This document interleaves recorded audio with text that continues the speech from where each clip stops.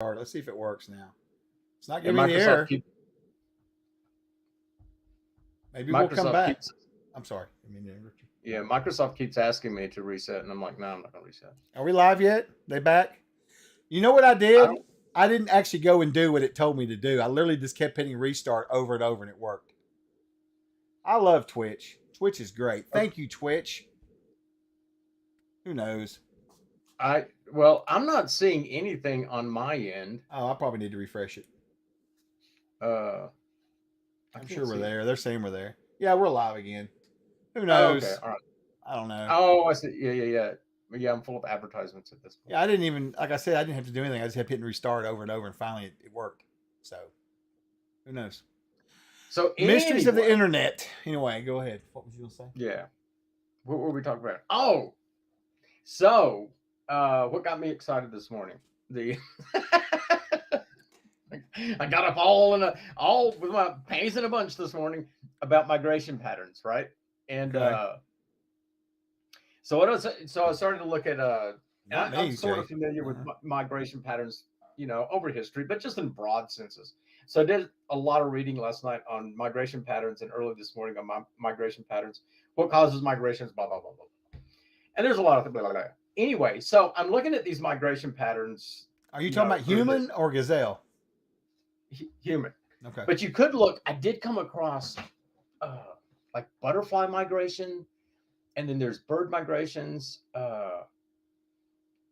which are a fascinating topic in and of themselves, right? So butterfly migrations, especially, are a fascinating topic, especially that like birds and butterflies can go to these exact locations, thousands of miles apart, and then whatever every year do the exact same thing. But human migrations, so and and in reference to world building, uh, so we get to this point like so migrations happen all the time for a variety of reasons. Okay.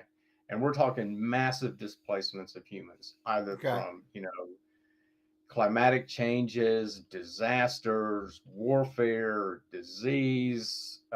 You list it, and these migrations are happening all the freaking time. And I was Okay. looking at some of the migrations, that had huge impacts on Europe, the Middle East, and Southeast Asia, and they're all coming out of the steppes. The Yeah. steppe people. It's like every few hundred years, the steppe people are like, "I'm fed up with living here," and they move south or southeast or southwest. They're either going into Europe, going into the Middle East, or going into Asia. Like I've had it. I'm not going to deal with Well, the I want to ask freaking you a independent question. people. I want to ask you a question about migration Yeah, patterns because this just occurred to me. I haven't done a ton of world building other than when I did growing up, right? But in right. all the years that we created our own worlds and did our own stuff outside of Greyhawk and Forgotten Realms and Aired, it never occurred to me to sit down and create migration patterns at the beginning. I just stuck people where I wanted them, right? So let me ask you this: what is your honest opinion about something like that? You think that's something that's worth spending the time to develop when you're building a world, Yes, or not? You one do? hundred percent yes, one Okay. hundred percent yes, Thank you for and the it's thank you for the sub, Sif. Go ahead. Sorry. yes, and it's important for three. It's important for a variety of reasons, Okay. potentially important. I've just never Uh, considered it before. I mean, I've always thought it was cool when I would see it like in our books because we do yeah, that. You know what I mean? But I didn't think about it ever, being a thing. You know what I mean? yeah, and one of the things that I think though is that now I've changed it in there is that migration patterns by the time most world settings that I've seen Yeah. by the time they're like like this is when the adventure is occurring this time period, right? Migration patterns have settled. Okay, when that should Oh never well, be that's the true. That's true. Yes. okay. It's like these people are here, these people are here, these You're people starting are to have here. roads now. You're starting to have some architecture. I got what you're saying. Right. But that should never be the case. Migration patterns and migratory movements of whatever should never be static. It should always be fluid. People, monsters, So you're creatures saying are it's always dynamic. on It'll the move. change. Yes, always on the move. And what this creates for the world setting is and I'm just going to pull an example. It's not going to be historically accurate. I'm not shooting for that right now. But say with the Magyar invasions or the Hunnic invasions or the Turkic invasions, whatever you want to call it, starting around the first century AD, when the peoples of the steppes started to migrate out, right? Mm-hmm. And this lasts for roughly, well, I'd say until the end of the Mongol Empire. So you're roughly 1,200 years of, a consistent flow out of the Right. steppes. Right. And it abated for about 600 years, between 600 AD and 1200 AD. Did it I think really? it, I didn't know it debated. no, I thought. I thought it stopped, but I didn't know it came back. I don't remember. no, it actually did. It just actually what it did, it shifted. So I think initially the migratory pattern was Well, it would have been Southern Asia, I guess, at first, right? yeah, And then Southern Asia and into Europe right, with the Huns, the Magyars, golden right. Bulgarians, yeah, stuff. Okay, so those that happened. Yeah, Then the because Turkic, something else that just occurred to me. I didn't mean to interrupt you, but when you have these things going on, it creates other migrations when people get forced out of their exactly. Okay, and there's the key point. You have this like you know, and there would be multiple, but let's just say that you have one, and you're working with just one right. event, and for whatever reason, this group of people decides to move, and they're moving out and they're conquering. And what they do is they bump up against people who are there. They either conquer them or push them out. They incorporate, conquer, or push them out, one of the two. But then you can see historically that, like, as soon as these people start to move out, there's everyone starts bumping. You can also see it in North Right. America. The Sioux. Once they got the horse, and they just Yeah, bump. I hadn't thought about the Right. Sioux. They seriously changed the borders of all the nations here. I Yeah, mean, and you can see the same. that's Yeah, and true. if you do a DNA analysis out of Africa, you can see these population groups just like pushing, Yeah. pushing, pushing, and then they move and they move and they move, and there's this constant movement around, Well, I right? mean, if I was at home and I heard that the Golden Horde was coming, I would probably move too. I would probably leave. It I sounds would, terrifying. I would boot scoot big, Yeah, the dude. I would Golden be so Horde. I think I'm going to move running. on. Yeah, it's I would be running so fast and hard to the east or to the yeah, west, anywhere to get out of that yeah. I thing. know. Spam Viking Uh, says the Indo-Aryans that became. Is it like the Indo-Aryans that became the Romani? Interesting. yeah, yeah. No, and then okay, so what it does is I think what happens is you create migration patterns, and they don't have to be like everyone goes here, everyone Well, goes. I It's mean, just all over the place. I, What it does is it causes the things to bump, right? right, And so there's this constant movement of people, ideas, material goods, mythologies, stuff like that, right?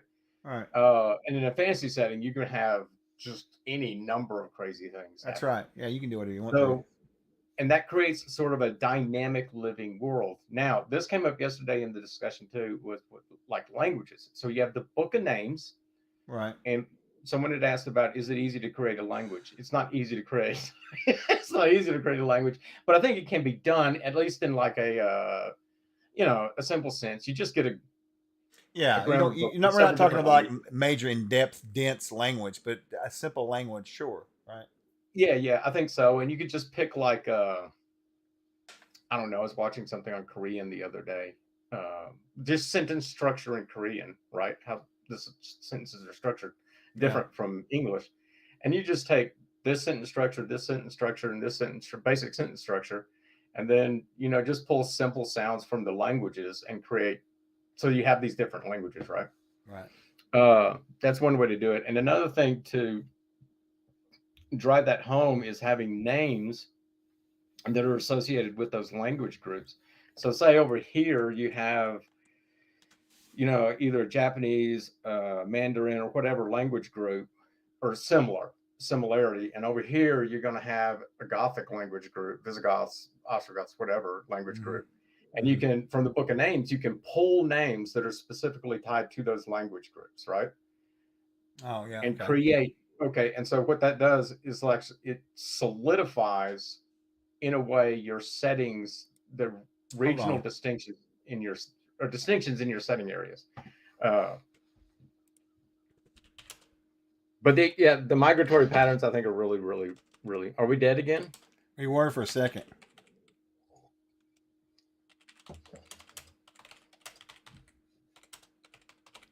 Yeah, the internet's being silly today, or Twitch is one. It was telling me earlier that we had to relog back in, which I didn't do, and now it's working.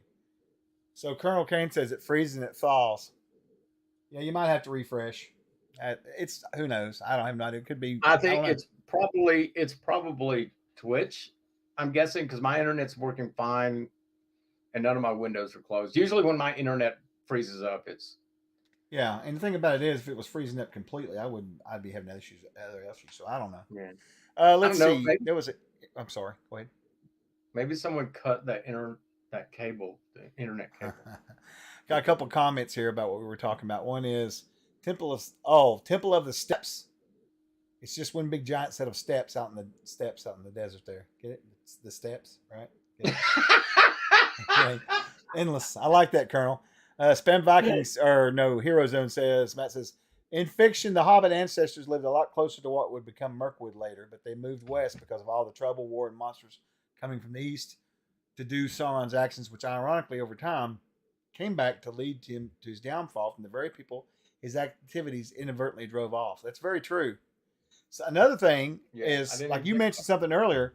I could understand, like for example, okay, we'll take the hordes. Okay, they were looking for conquest, right? about. And really, ultimately, I think part of the reason why they were wanting conquest was also because of, or why a lot of people migrate is resources, right? The resources in the steppes of Asia are not known for their bountiful supply of vegetables and grass. I mean, there's some grasslands and stuff, but there's up the steppes and stuff. I mean, you're the stream is doomed.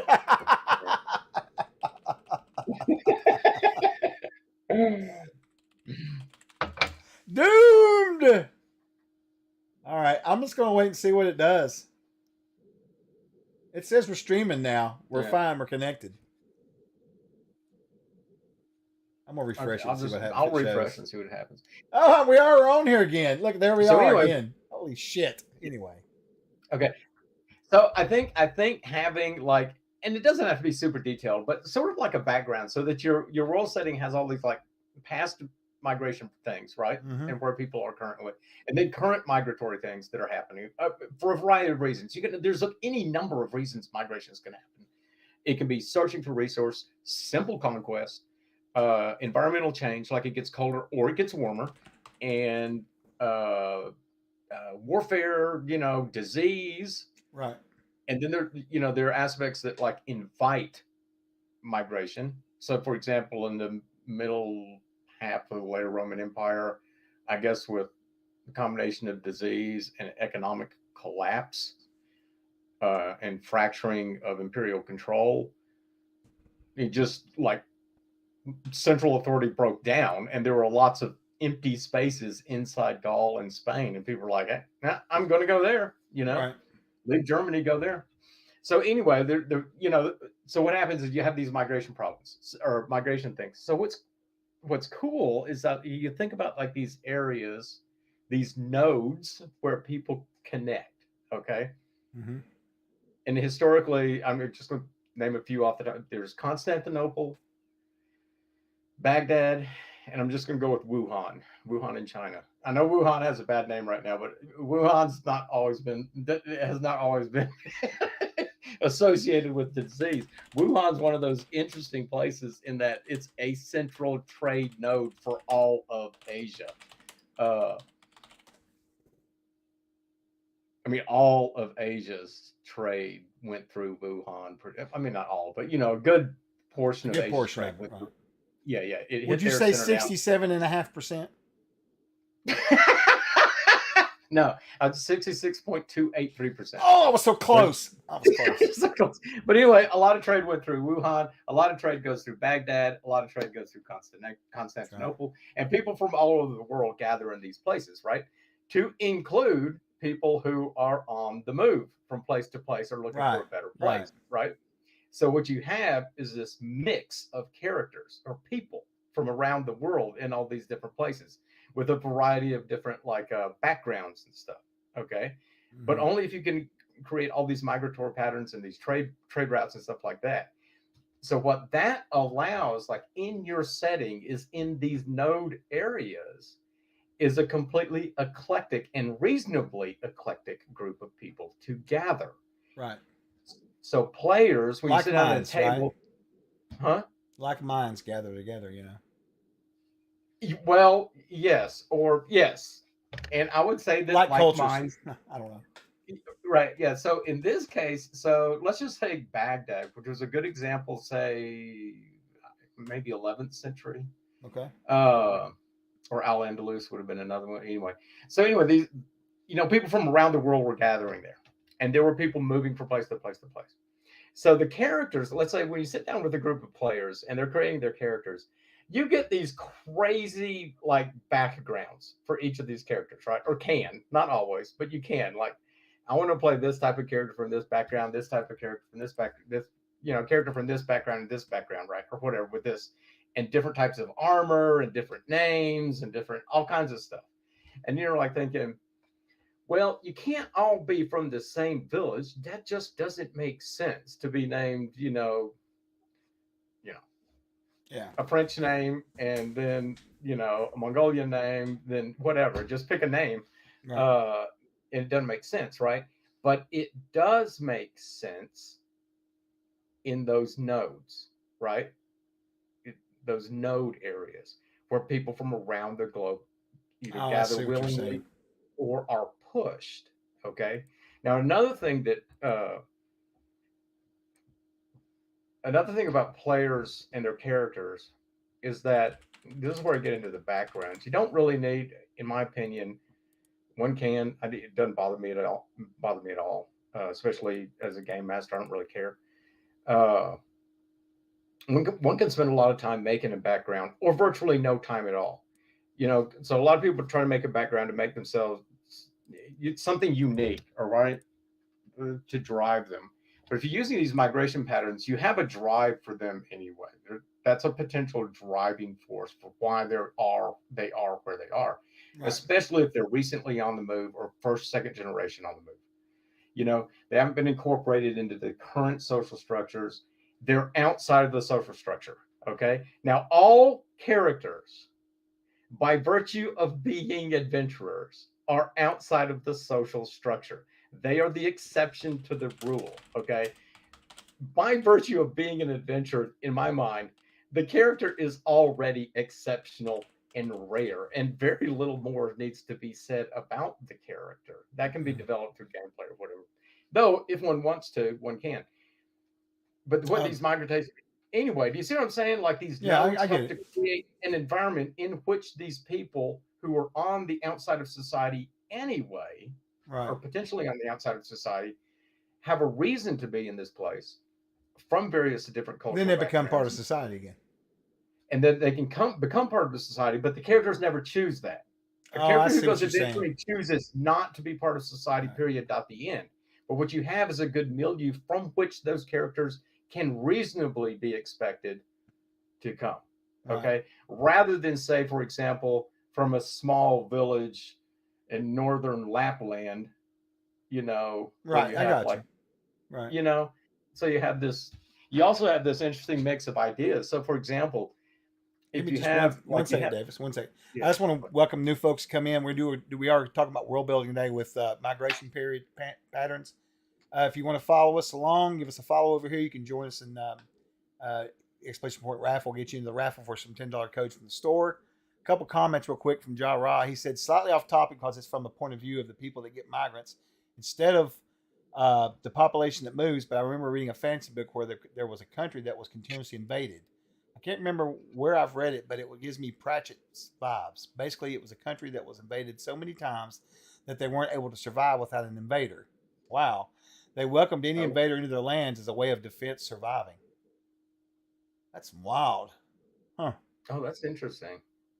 Yeah, it could be cool to have a country that is very strategic from a geopolitical standpoint, that they have been invaded hundreds of times over the centuries, and now they are a servant invaded kind of culture that needs oppression for the cultural religion's reasons. That's wild take, dude. That's Oh, cool. that is an interesting take. Yeah, yeah. I have a uh supposition. I have a supposition that it might have been Doctor Who from the episode where random people woke up in a hotel while being chased by a minotaur-looking monster. One of them was a guy from this kind of country. Oh, yeah, they think it's a Doctor Who episode. Interesting. That's wild. I never thought about that, but No, I anything never did will create its own needs and wants from its environment, right? it. So I could Yeah. see that. That would be cool, you know. Please, please burn down our villages. We need you. We need your income, you know, or whatever. You know, that's or maybe, you know, maybe they make a lot of money off selling bandages during war. They get out there in their little bandage Well, there would be, kiosks, you you would, know. yeah, that's actually not a completely unreasonable. I mean, if you think about it, like, say you're in the southern steppes and you're raising horses for goats, okay, for food, you know, and suddenly you're the armies that, you know, are constantly coming through, you know, that at one time may have paid for them Yeah. aren't coming through anymore. And you're like, whoa, wait, what's going on? What am I going to do with all these thousands of horses now? You know? And Yeah, that's a problem. yeah, no, yeah, there might be a dependency on, like, well, I mean, anyway, I don't want to go into it. There's, Well, yeah, and you know as well as I do, there are certain societies. Even like look at you know, Germany during World War II. They became so mechanized that war had to provide them. They kind of had to keep the war effort going. I mean, yeah, granted there were other reasons why, but outside of that, they had built up such an infrastructure that it had to have war to yes, support itself. You know what I mean? It had to. You know, yeah, and we all know that the best thing for an economy is war. As far as if you're looking at numbers, I'm not saying I love war or anything, but I'm just saying if your country's in economy's in the shitter, a good war will will pull that out. You know, I mean, yeah. for But, temporarily it will, anyways. You know, yeah, temporarily, and if you win, and if you win, if you lose, then it's a risky proposition. yeah, it's gambling at this point, right? Yeah, I guess a good point. Yeah. But I had never thought about migration periods before and that kind of thing. But it's kind of neat to do it that way, and I especially like the way we have that one map of the migration where it shows like where the actual cultures would be in aired if they were here, Yeah. like African culture, Mesoamerican, North American Indian, you know, Spanish, whatever. He included all that in there, or you guys. I don't know how much you had to do with it, but it was pretty cool. I'll give it that much. And I could see where you would understand migration patterns. That's got to be part in your wheelhouse with archaeology. It has to be. I can only imagine. Oh yeah, no, no, no, no. It, yeah, I and I didn't remember study the it in first. college, but you know. Oh really? Well, I did. I probably did like whatever core class crap. You know what I mean? But I didn't do any Yeah. special studies on any of that stuff. No, I didn't. My special studies was in. I did a whole unit on the black Seminoles of Florida. You know that were the escaped slaves. Yeah, yeah. I did one on that. I did one on female Western gunfighters. That was a fun class. I did one on English aristocracy in the 1200s, which was a Mhm. weird class, but it was cool. And then I did one on there was a bunch, man. I took a bunch. I loved doing. I loved eating up the extra classes because they were usually pretty fun. Their normal classes kind of are boring, you know. The core classes and Yeah. stuff were, but any of the extra stuff was really the elective stuff was a lot of fun. Actually, I took a class one time, and we did we watched 8 different versions of Romeo and Juliet on film. That was kind of neat. Oh yeah. Yeah, everybody brought potluck every week. It was great. It was Yeah. a great class. There's a lot of versions of Romeo and Juliet. I mean, a lot. So, What's the Leonardo DiCaprio one where he that's the one where they've plays? got the guns and stuff. Is that the one with Yeah, the yeah, yeah, mobs? Yeah, yeah. I remember yeah, that one. Yeah, yeah. it was good stuff. Didn't Uh, Alexander the Great stop just before India? Well, I guess I don't know. He was in India. He was in India. yeah, he was in India. I know he crossed over into India. Yeah, and then he got stopped there. He And just that makes me, yeah. he went too I far. actually thought about Alexander last night while I was doing this thing because Alexander the Great's conquests didn't result in a Yeah. mass displacement of people anywhere. No, they Uh, just kind of float other around than, him. They float around him because he didn't yeah, really I mean, stay. I mean, he did, but he didn't. You know what I mean? He didn't put no, walls up. At least not no, later and he on. kept locals. Other than putting like some Greeks on top in power, he kept all the local stuff. That's right. He kept everything normal, which was Local. probably a smart idea. Actually, keeps down rebellion, but you know what I mean. Yeah, I think I was reading about the Romans. The Romans sort of did the same thing, except basically they killed 1/3 of the population. They enslaved the other Yeah, 1/3 of the population, and then they left the other third in place. You know, saying, because they could okay, be managed that way. You keep it small. You know. yeah, Yeah, yeah. It was that, interesting. It's interesting when you look at that kind of stuff and how yeah, these empires affected. You know, we talk about all these empires. Oh, they covered the known world and blah blah blah. But then you start looking at, it wasn't like everybody just became Romans. We're all Romans now, or we're whatever. We're all Oh no, Sumerians. no, no, no. It didn't Yeah. work like that. Because people's got tens of thousands of years of culture and history built into them. They're not gonna. I mean, they can be forced, right? But that just makes it harder. Yeah. Isn't there a place in Afghanistan? Is it Afghanistan where Alexander the Great built a fort that's still extant? I thought. Oh, I don't know. That would be cool. Am I wrong? I can't remember. But I don't recall off the top of my head that created vast like displacements of people. Whereas some conquests do create vast displacements of people. Others do not. Disease can create vast displacements of people. Right. But and I don't blame them. I'd get the hell out too. Manfred von Beck says Alexander defeated the Mauryans and then stopped. Egypt as a successor state to Alexander was a major displacement. Ptolemy brought new peoples in and encouraged some population movement. Yeah, Ptolemy was, I don't know. Those Egyptian rulers, some of them are really cool. But it's just like you could look at the Roman emperors. Some of them were really cool and some of them were insane. So it's like, you know what I mean? They're all over the place. Yeah. So. No, I was just reading a comment by Jahab. What do you say? That's why I don't really count Mongols, because their thing was to invade, not conquer. That's very true, man. The difference being that they never wanted to put in place stuff that kept the lands. They just arrived there, bloodbath, let a couple of guys just stay that it's conquered, and then moved on. Unlike China or us Romans, they never intended to stay living there. No, they were, even after they became a huge empire, it was still migrating. It was still mobile. It moved around. It was still, they weren't playing around, man. They developed really nice yurts, very fashionable yurts, but by God, they were mobile. I think that's why it collapsed so quickly too. Because totally, man. It took one dude to die, and it just fell apart. Yeah. Yeah. I loved studying that in college. That was fun. That was fun stuff to study there, actually. That's why I love that supplement for Forgotten Realms, the Horde supplement. You know what I'm talking about? Mm-hmm. Oh, it was wonderful. They did such a good job on that, man. It made it really feel like you were dealing with Genghis Khan and that stuff. Really neat. Yeah. Yeah, I remember it. I have it somewhere around here too. Roman Emperor Nero was a pioneer in the lighting business. He was just misunderstood. Yeah, he lit the place up, didn't he? So, like I said, you need to know how many lumens that is. Oh Lord.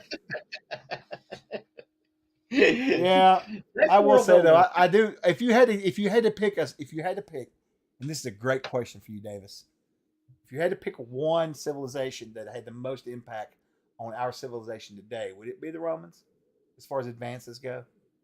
Like our civilization, you mean now, Western civilization? Western, exactly. I mean, comparatively, like toilets, roads. I mean, I know there's always been roads, but you know what I'm saying. They really did some serious improvements to things, before they went back. The Mongols never defeated Japan. You're right, Spam. Japan's no, they didn't. Yeah, that's right. They tried. They tried like hell. Yeah. How many ships sunk? There was a ton. There was a lot of navies that just got destroyed, man. I think it was. I know one. I think it's two. I think there was three. I think it was three. If I remember right. 3 attempted invasions. Yeah. Yeah, and they got destroyed. And if they would have made it on shore, I don't think they would have survived anyway against the samurai. I mean, we're talking about home team advantage here. You know what I mean? Maybe, but you're not talking about open grasslands. Japan's got all kinds of trees and mountains. It's a mountain. No. It may be an island, but it's condensed. It would have been interesting. Let's put it that way. And the Mongols were not indomitable. I mean, they were defeated on a number of occasions, and yeah, I mean, they just kept coming back though. They were just a fluid thing. It's really. Yeah. They were very adaptable too. I mean, especially I can't remember who it was when they invaded China, and they really just couldn't get past the Jin or I can't remember who it was. They really just couldn't get past it. So they ended up adopting a lot of their armor and weapons and techniques, and then were able to defeat them after they had adopted, their enemy's techniques. Manfred von Beck said, "Horse archer versus horse archers. It would be a long war," and it would have been. Everybody's ever standing around. God, I must have taken forever. Yeah. Reminds me of that movie, Last Samurai. Remember that with Tom Cruise? That's a good movie. Where it talks about during the Civil War how we sent people over to teach the Japanese how to fight like we did, and they got owned by the shoguns. The shoguns came up and said, "This is a bunch of bullshit." Wow! They Oh just yeah. destroyed all the cannons and everything. That was awesome. That was a sad thing though. It was. I love that. Yeah. I love that culture, and it got squashed by technology really fast, which was a shame. Yeah. Now, Yeah. I haven't had chicken and pineapple on pizza since Friday. I love pineapple on pizza. I know I get hated by a lot of people, but I It's do all like right. it. It's good. I add Yeah. sometimes, I like sometimes I don't. pineapple.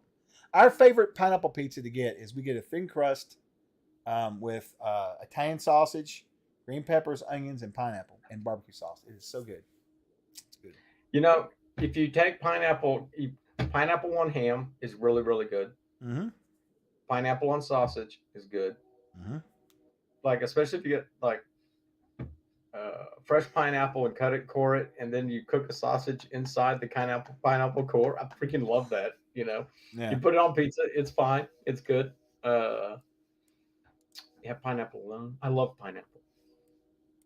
Yeah, I do too. I got a lot of hate. I got a good buddy of mine, Jingo. He runs our game on Saturday here on the channel or Sundays, and Um, we've battled for years over pineapple on pizza. It's a thing we can battle about And it. you can put anything on pizza. It's pizza. Yeah, I know, and I don't know. I mean, I've had pizza from Italy before, and it's a lot different from American pizza. I will say that much too. So it's all about anyway. It's all subjective anyway. I mean, there's people that like to put fish on pizza. I think that's an abomination personally, but whatever, right? Yeah. But it's all good. It's whatever you want to do. I remember the first time we went to Yes, Italy, Bean. and I didn't have any money when I went to Italy, right? So I mean, I was just like slap broke, so would All only right. go to like the 7-Eleven equivalents or whatever little stores and grab like bags of chips or whatever to eat off. Until I met these people, made friends with these people, and they took me to their house and started cooking me food. And I honestly cannot say. There's only been a few times in my life where I have not had, or where I've had as good or better food than that. Like maybe a handful, a Yeah. handful. The the food, Italian food is just Yeah. anyway. Yeah, we've got a restaurant that's about an hour from here, up in the mountains, up where I used to teach. And one day, one of the teachers said, "Hey, let's go to this restaurant out here. It's an Italian restaurant." And I looked on the map. And I was like, "That's in the middle of nowhere in Shady Valley. There's nothing there." Yeah, but I heard it was good. And I was like, "Okay, we'll see." What do you got? Like 5 customers a day or something. So we had to make reservations, which I thought was strange. So we go there, and it's this guy from Italy. He spoke no English. He had 2 daughters there. He moved over here from Italy with his daughters. I guess they had met American husbands in the military or something. Yeah, And so they spoke English. They translated, and he grew everything in his garden. It was all fresh, and he only had yeah, 5 tables in the whole place. So you yeah, had to make it was amazing. I mean, it was mind blowing, yeah. and I miss I going there understand. very badly.